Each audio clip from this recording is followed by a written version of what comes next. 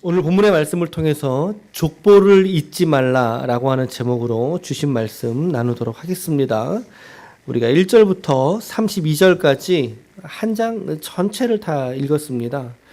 매일 성경에 보시면 오늘 이 10장의 본문의 제목 어떻게 달아주고 있습니까?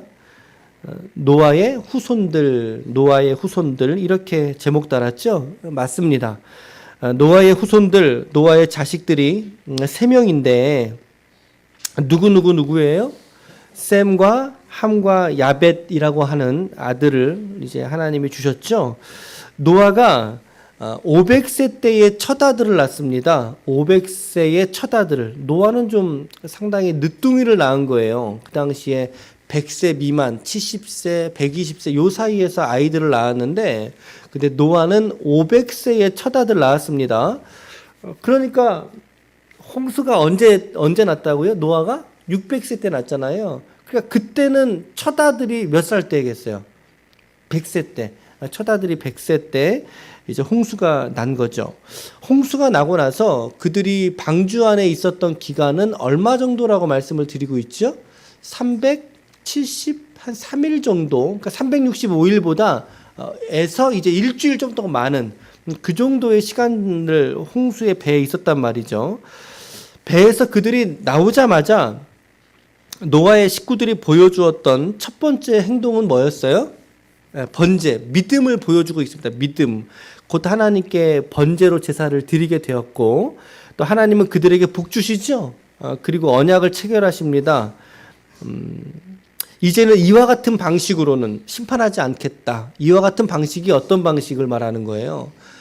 홍수로 온 세상의 인류를 진멸해버리는 방식. 그렇죠? 온 세상 인류가 몇 명이라고 그랬어요?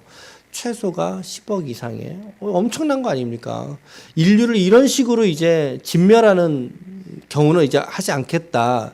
그러면서 하나님이 노아의 가족들에게 주신 약속의 증표가 있어요. 약속의 증표. 무엇을 통해서 약속하셨죠? 그렇죠. 무지개를 통해서. 매일 성경 있으신 분은 49쪽의 오른쪽 하단에 보시면 무지개에 대한 단어의 설명을 추가로 해놓은 대목이 있어요. 한번 보시거나 없는 분은 들어보세요. 제가 읽어볼게요. 무지개, 히브리어로 캐세트. 무지개의 원래의 의미는 활이다. 활이 하늘에 걸렸다는 거, 활 모양처럼 생겼잖아요. 그렇죠? 걸렸다는 것은 전쟁이 끝나고 평화가 임했다는 것을 의미한다. 즉 이제 세상을 심판하시는 하나님의 심판이 끝나고 하나님의 생명과 평화를 이 땅에 주시겠다는 약속의 표지로 이해할 수 있다. 이렇게 무지개에 대한 단어를 설명해 주고 있다는 거죠. 전쟁이 끝나고 평화가 있듯이 하나님의 심판이 끝나고 이제 하나님과 인간 사이에 화평함이 있을 것이다. 라고 하는 것을 이게 활처럼 휘어진 무지개를 통해서 하나님이 인간들에게 주셨다라는 거죠. 평화의 상징으로 바뀌는, 그렇게 하나님의 복과 언약을 받았다면 이제 인류가 어떻게 살아야 되겠어요? 하나님이 그렇게 또 약속하셨으니까 정말 새 인류로 살아야 되지 않겠습니까? 과거와는 다른, 홍수와는 다른 새 인류. 홍수 이전에 정말 사람들이 온 세상의 죄가 관영함으로 자기 하고 싶은 대로 살아왔던 그 시간이 1600년의 시간이 지났잖아요. 그 시간 동안 하나님이 참으시다가 폭발하신 게 대홍수라면, 홍수가 끝났으면 이제 새롭게 살아야죠. 예전처럼 살면 안 되죠. 다시 각성하며 살아야죠. 노아가 홍수 후에 몇 년을 더 살았어요? 350년. 그래서 950세에 죽지 않습니까? 여러분, 그랬으면 정말 새로운 삶을 살았어야죠. 그 8 식구가 새로운 인류를 번성을 시켰어야죠. 그런데 그렇게 살지 못하더라는 거죠. 우리가 어제 말씀 보았죠. 노아가 술 취해서 벌거벗게 됩니다. 그 일로 인해서 가정이 깨져버립니다. 노아의 가정이 깨져버리죠. 함은 아버지에게 저주받게 되고 셈과 야벳은 아버지에게 축복을 받게 되는 이러한 가정이 사단이 나버리게 되는 거예요. 이후로 성경은 그 사건에 대해서 더 언급하지 않습니다. 어제 우리가 9장 봤죠. 더 언급하지 않은 채로 인류의 재생산되고 퍼져나가는 과정으로 오늘 본문으로 바로 이렇게 넘어오는 거죠. 오늘 1절 말씀에 여러분들이 보시면 그래서 노아의 아들 셈과 함과 야벳의 족보는 이러하니라. 홍수 후에 그들이 아들들을 낳았으니 라고 이제 이야기하고 있어요. 2절부터 5절까지는 야벳의 후손들을 언급하고 있고, 특별히 야벳의 후손들은 어디에 살았다고 말하고 있습니까? 바닷가의 땅에 머물렀더라. 요 정도만 지금 우리가 알 수 있는 거예요. 요 정도만.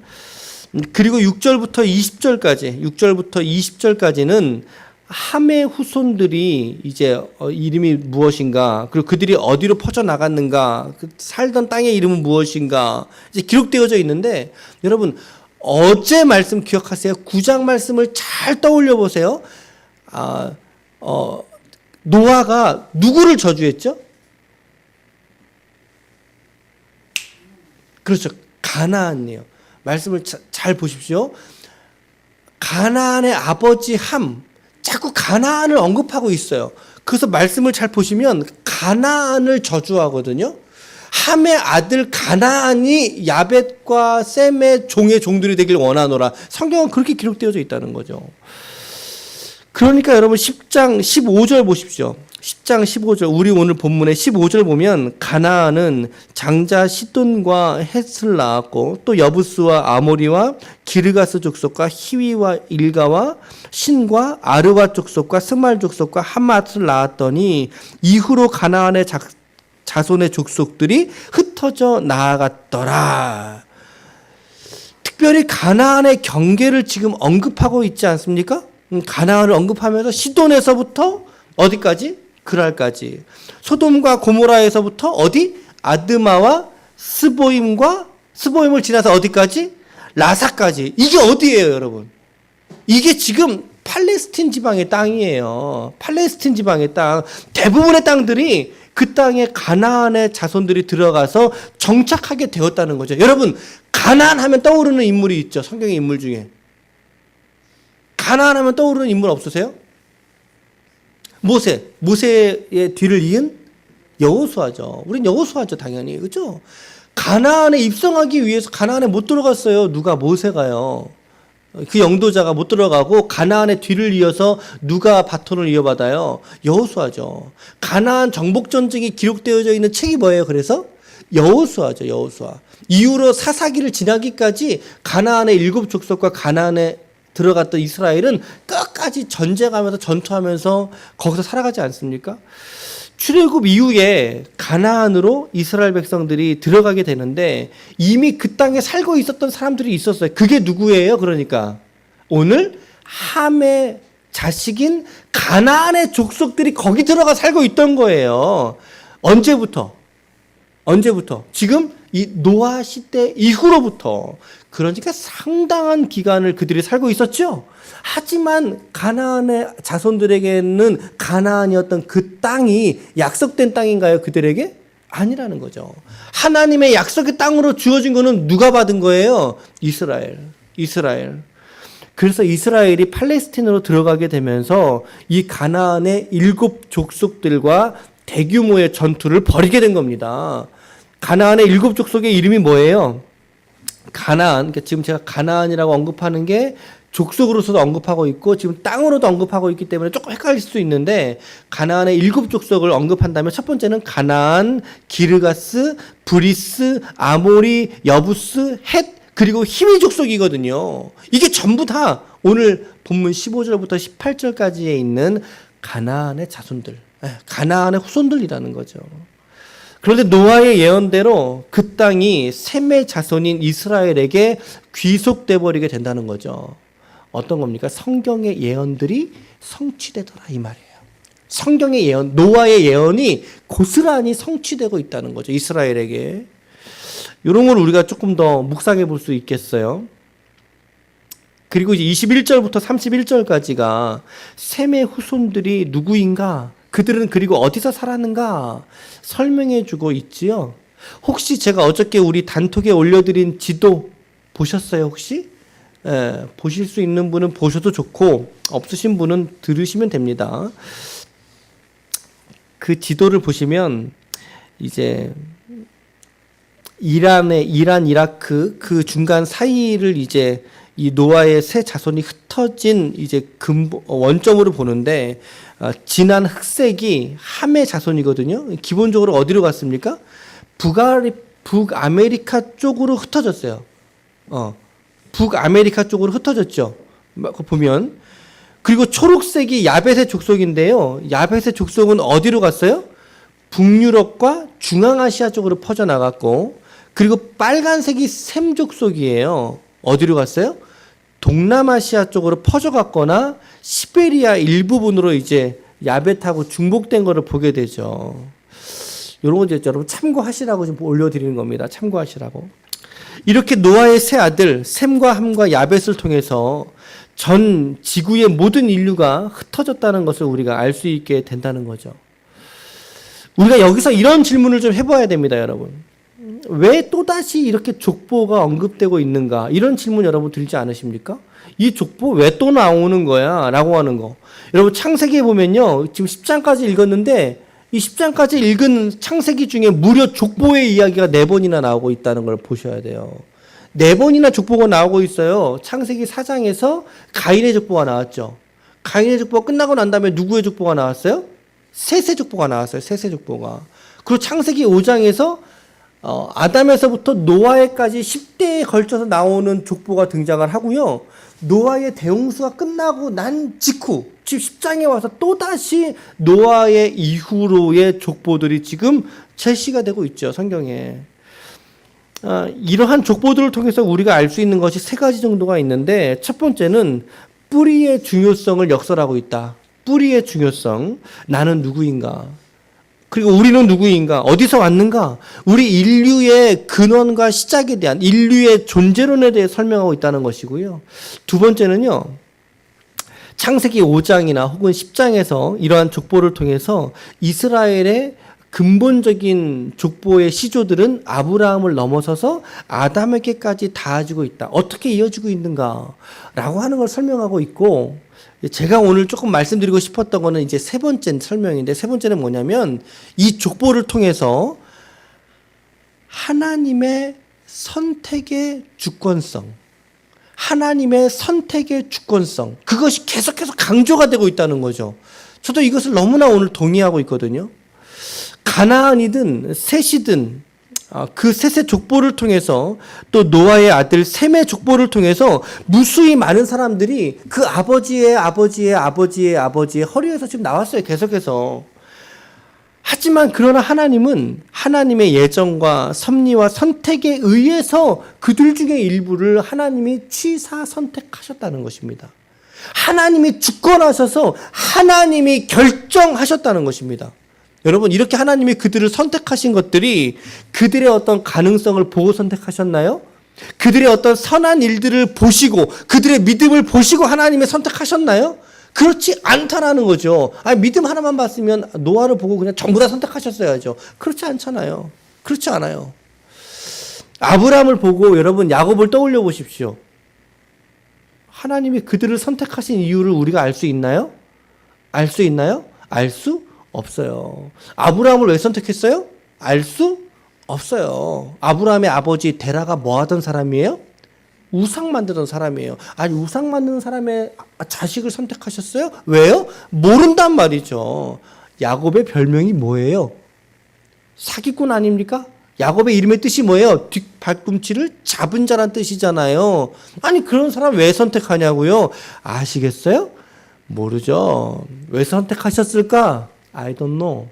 모르겠습니다. 이것이 우리의 정답이에요. 우리가 오늘 찬양 310장 했지요. 하나님은 내게 성령 주셔서 나를 왜 구원하신지 우리가 알 수 없다라는 거죠. 그죠? 선택은 하나님의 완전하신 은혜인 줄 믿으시기를 바랍니다. 하나님이 우리를 선택하신 것은 하나님의 주권적인 은혜였다는 사실이죠. 이런 표현이 아니고서는 이 족보들을 설명할 수 있는 또 다른 근거가 논리가 없다는 사실이에요, 여러분. 여러분, 선택이 하나님의 은혜라고 고백할 수 있다면 그 하나님이 오늘 저와 여러분들을 선택하신 것도 뭐겠어요? 하나님의 은혜이다 라고밖에 우리가 해설할 수가 없다는 거죠. 너무나 동일하게 이것은 하나님의 은혜인 줄로 믿으시길 바랍니다. 우리가 뭘 잘해서? 여러분들이 무언가 뛰어난 믿음의 소유자여서? 여러분들의 성격이 정말 착하고 아름다워서 하나님이 여러분 선택하셨나요? 아니요. 그렇지 않다고요. 전혀 그렇지 않다는 거죠. 그래서 결국에 이러한 결론과 이러한 고백은 내 자신을 선택하신, 우리를 선택하신 것도 하나님의 완전하신 은혜에 있었군요. 라고 하는 것을 깨닫게 하더라는 것이죠. 여러분, 이 족보 이야기는 우리가 그저 단순하게 읽고 넘어갈 수도 있습니다. 이 중에 비중이 있는 사람도 있고 비중이 좀 덜한 사람들도 있어요. 그래서 우리가 그냥 이렇게 쭉 스쳐서 지나가듯이 읽을 수도 있어요. 하지만 그러나 이 족보를 통해서 우리가 결국에 깨닫는 것은 뭡니까? 인류의 모든 역사는 하나님의 완전하신 주권하심과 하나님의 선택의 결과구나 라고 하는 것을 우리로 하여금 겸손하게 깨닫게 한다는 거죠. 여러분, 그러므로 족보를 잊으시면 안 됩니다. 결코 족보를 잊으시면 안 됩니다. 이 말을 이렇게 바꾸어 말할게요. 여러분, 하나님이 여러분들을 주권하시고 여러분들을 오늘날 선택하신 하나님의 은혜를 결코 잊어서는 안 될 줄로 믿습니다. 오늘 이 한날을 여러분 살아가시면서 우리가 오늘 무슨 일을 만날 때든지 어떤 고민과 갈등과 어려움이 생길 때 잊지 말아야 돼요. 우리는 나를 선택하신 분이 하나님이시지. 여러분, 여러분들이 하나님을 선택했다면 여러분들의 선택을 저는 믿지를 못하겠어요. 언제 또다시 어디로 도망칠지 모르겠어요. 하지만 하나님이 여러분들을 선택하셨다면 그 하나님의 선택은 변개도 없으시고 변덕도 없으시고 결코 요동치 않으실 하나님의 완전하신 선택인 줄로 믿으시길 바랍니다. 그러기에 여러분들의 구원을 가져갈 자가 없는 거죠. 여러분들의 인생 흔들리지 않을 수 있다는 거예요.